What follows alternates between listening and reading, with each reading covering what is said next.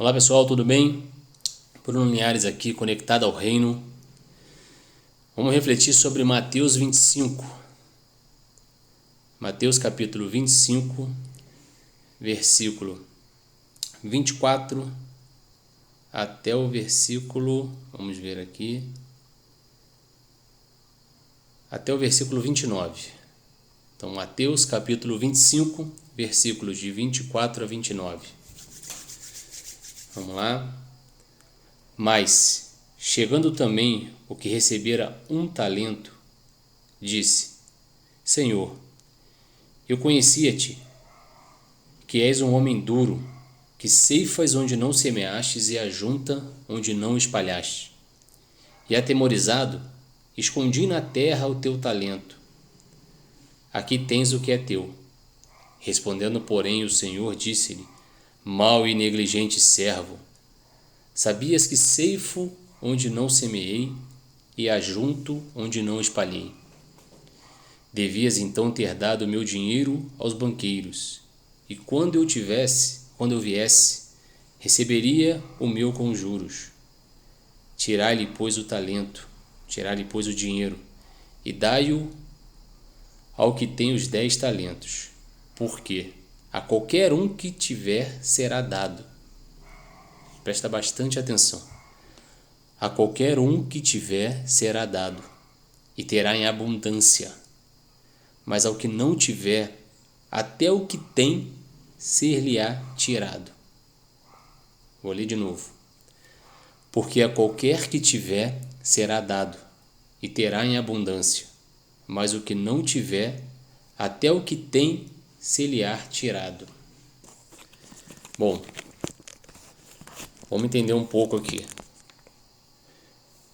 Nessa parábola, Deus nos mostra o seguinte: Ele não escolhe na terra quem vai prosperar e quem não vai prosperar. Ele não olha para a terra, por exemplo, no Brasil, a gente tem 5 famílias que possuem as maiores riquezas que há no Brasil. Então, cinco famílias no Brasil são detentoras de mais da metade do dinheiro da riqueza que há no país. O que isso significa para a gente? Elas estão erradas? Não, elas não estão erradas. O que aconteceu é o seguinte: o meu talento, o seu talento, o talento da maioria da população foi tirado e dado a eles, porque eles se conectaram com o reino. Eles souberam se conectar com Deus. Então o que a gente tem que aprender com essa parábola é o seguinte: o que acontece, rapaz? O que a gente tem visto no nosso país é o seguinte: alguns partidos políticos fazendo campanha de adoração ao ódio, né? Que você tem que ter ódio, que você tem que ter raiva do empresário, que você tem que odiar quem está rico, que o rico que é responsável pela sua pobreza, por fulano estar rico significa que você está pobre, né? Músicas no Brasil dizendo que o rico fica mais rico, o pobre fica mais pobre, né? Cultuando essa distância que há. Porém, a própria palavra de Deus mostra que se você não tem, a culpa é única e exclusiva tua. Se eu, Bruno, não tenho, a culpa é única e exclusiva minha. Se eu não estou desenvolvendo o meu talento, se eu não estou prosperando, aquilo que é meu de direito será tirado e dado para quem está prosperando. É simples, está na Bíblia.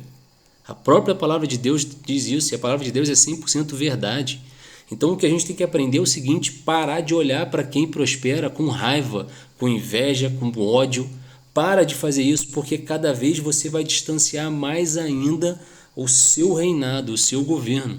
Se você ficar olhando para quem tem com ódio, se você ficar olhando para o seu patrão com ódio, se você ficar querendo o mal dele ou de qualquer pessoa que prosperou, cada vez mais os seus talentos serão tirados. Então o que você tem que... Cara, a gente tem vários exemplos aí de pessoas que saíram de classes baixas e hoje são milionárias. A gente tem um exemplo clássico aqui no estado do Rio, que é o do Rick Chester, que era um vendedor de água, que ele não deixou a limitação daquele momento ser um empecilho para que ele governasse a vida dele.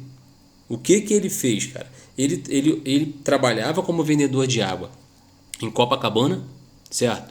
Trabalhava como vendedor de água na praia de Copacabana, ou seja, uma área onde tinha várias pessoas que prosperaram.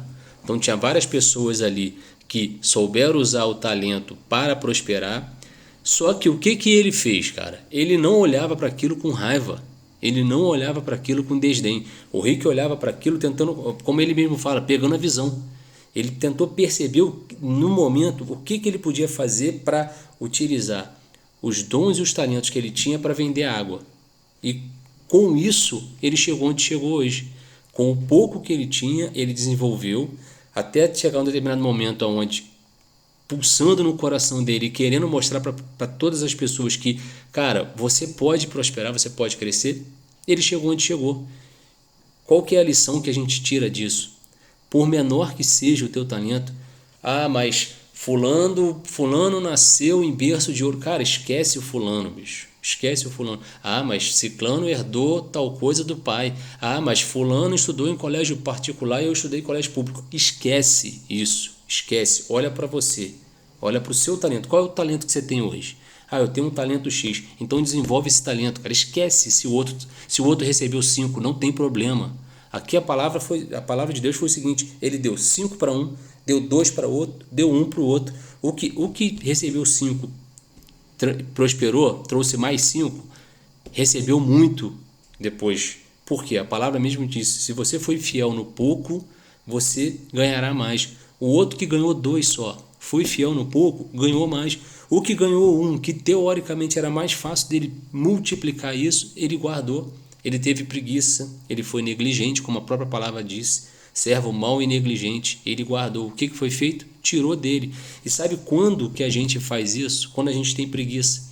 Quando a gente chega em casa e senta na frente da televisão e fica vendo um monte de palhaçada, fica vendo um monte de baboseira ao invés de procurar estudar, procurar um conhecimento, procurar enriquecer a sua sabedoria, porque a própria palavra de Deus fala: busca a sabedoria primeiro para depois você buscar o dinheiro. Busca primeiro a sabedoria.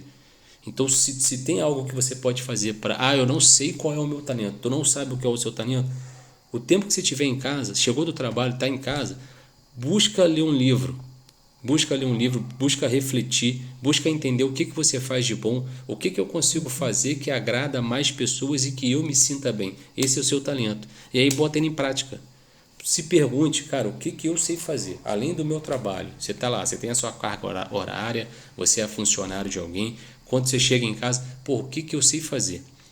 O que eu posso fazer que ajude pessoas?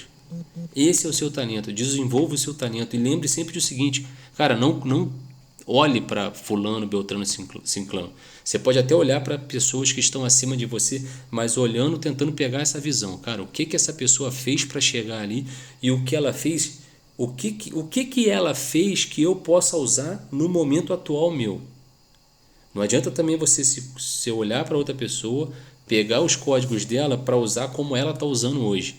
Pegue os códigos dessas pessoas que você quer se espelhar e faça o seguinte: o que eu posso fazer para usar no meu dia a dia de hoje, no meu hoje? E aí começa a desenvolver. Para com esse lance aí de ficar olhando para pessoas com raiva.